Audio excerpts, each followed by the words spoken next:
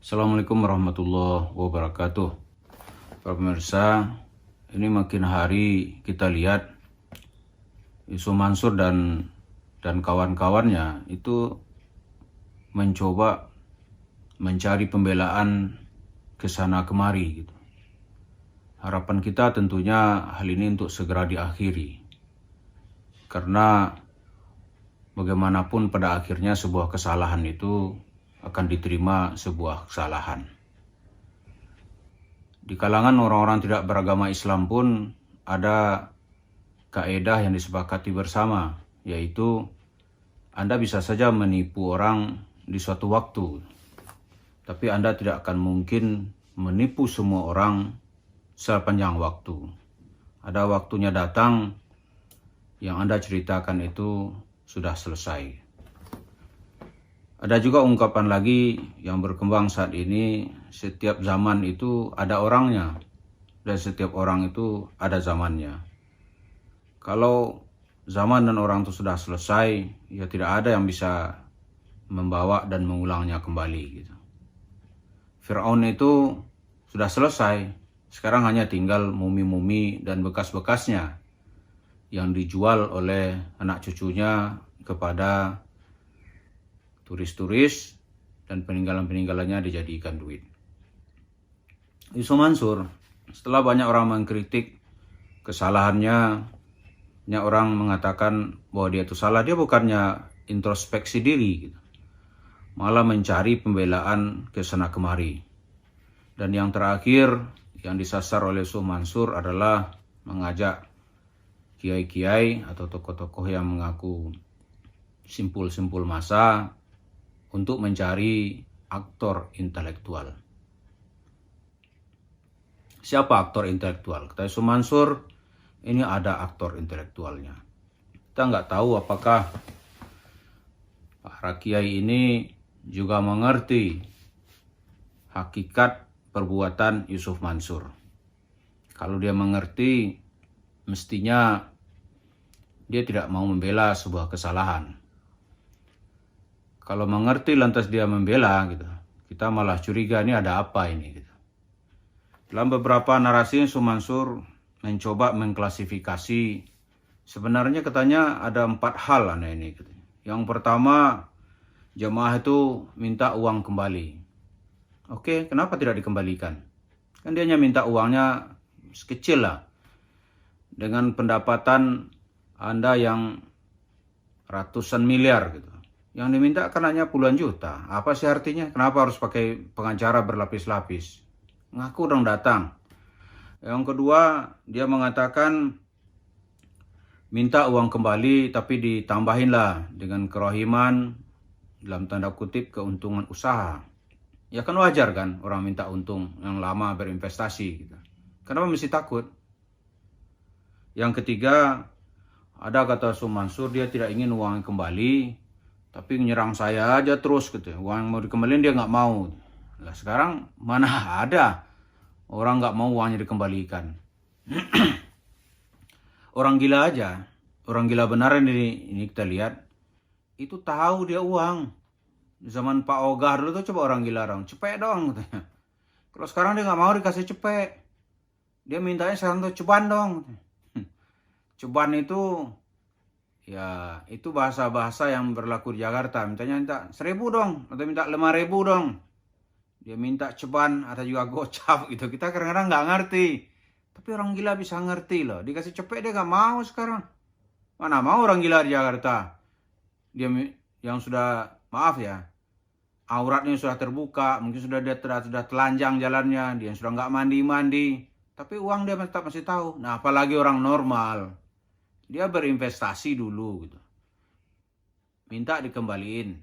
Anda setuju? Masa dia nggak mau? Bohong itu. Bohong itu, nggak mungkin itu.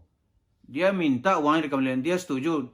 Anda katanya nggak mau. Mana ada orang nggak mau duitnya dikembalikan. Nggak ada itu. Dan yang terakhir, saya kira yang ingin diapakan oleh Yusuf Mansur adalah ini ada aktor intelektualnya ya. Di balik semua ini ada aktor intelektualnya, yaitu uangnya, ada yang uangnya nggak mau dikembaliin, Anda bayarin, ada yang bayarin, tapi ya Yusuf Mansur diserang. Itu sebuah penghinaan. Ya, penghinaan itu.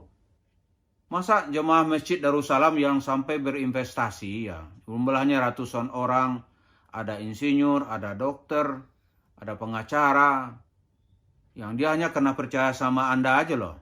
Dia bilang, nih Ustadz nih, mudah-mudahan ini benar. Itu aja, dia nggak pakai seorang pengacara, satunya apa, dia nggak cek dulu saat itu. Kita satu kan percaya aja Ustadz. Gitu. Ya, dikeluarkanlah duit, itu jumlah investasinya. Jumlah investasinya saat itu karena batu bara mulai dari 6 miliar sampai nanti marbot juga ikut. Kalau dikalkulasikan jumlahnya ratusan orang, itu berjumlah 55 miliar.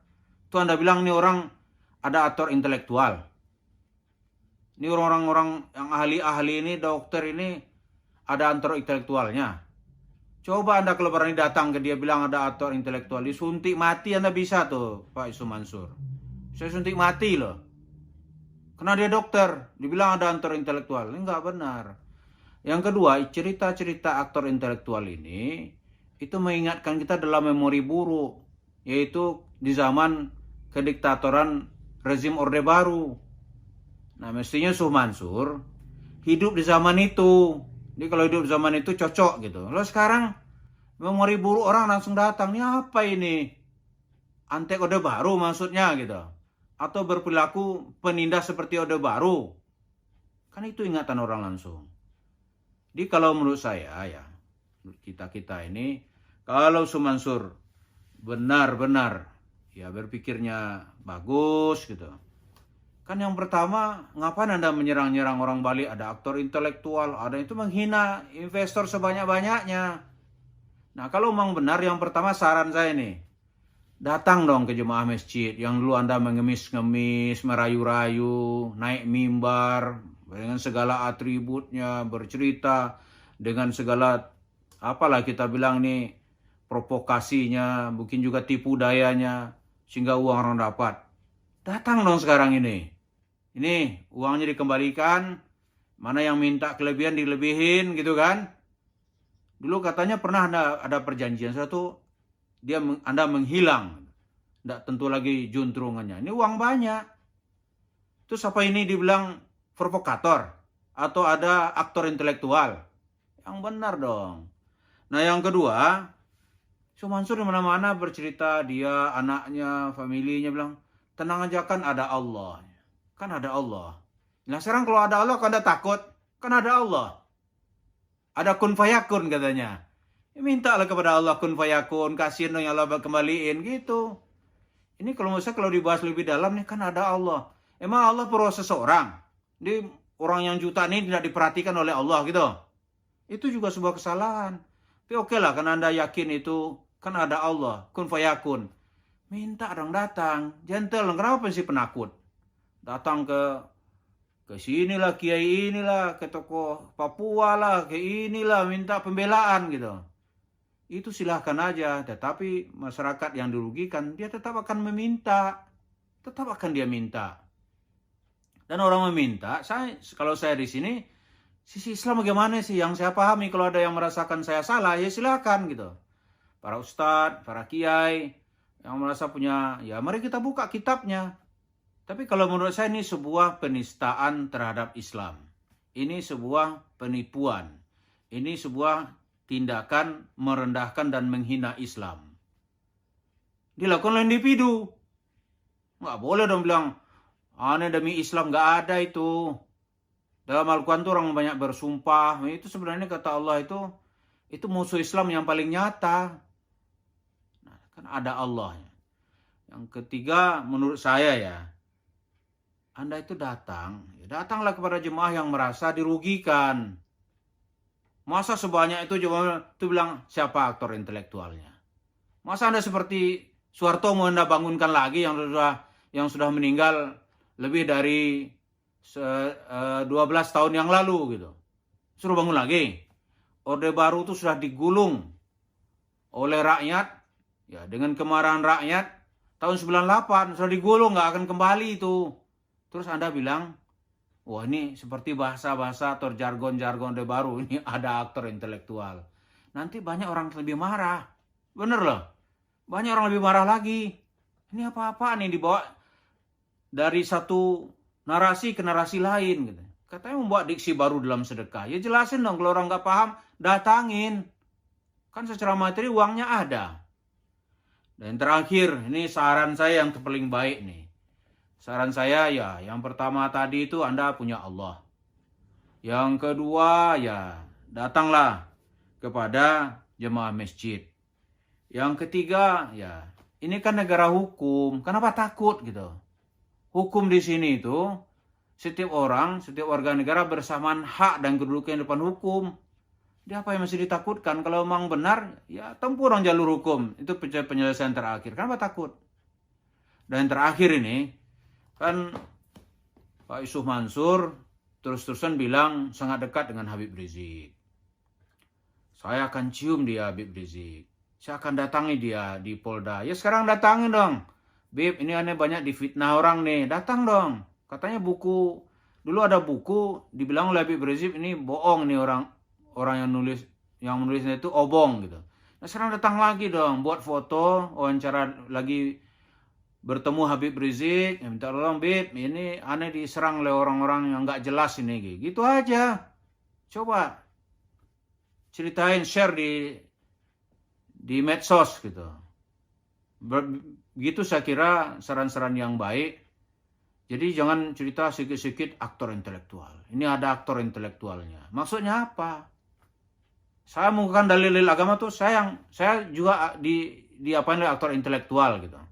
Kalau Anda berani ya Anda usah pakai cerita aktor intelektual datang ke Masjid Darussalam Cibubur. Berani nggak? Itu aja berani nggak? Itu baru satu masjid loh. Kalau saya sebut berulang-ulang nih susah saya menyebutnya. Jadi janganlah kita melemparkan tuduhan, sebenarnya kita yang melempar tuduhan, membuat fitnah, nanti orang menjelaskan dituduh orang menyebarkan fitnah, bergibah, dan segala macam gitu. Marilah kita dudukkan masalah ini pada tempat yang sebenarnya. Terima kasih. Assalamualaikum warahmatullahi wabarakatuh.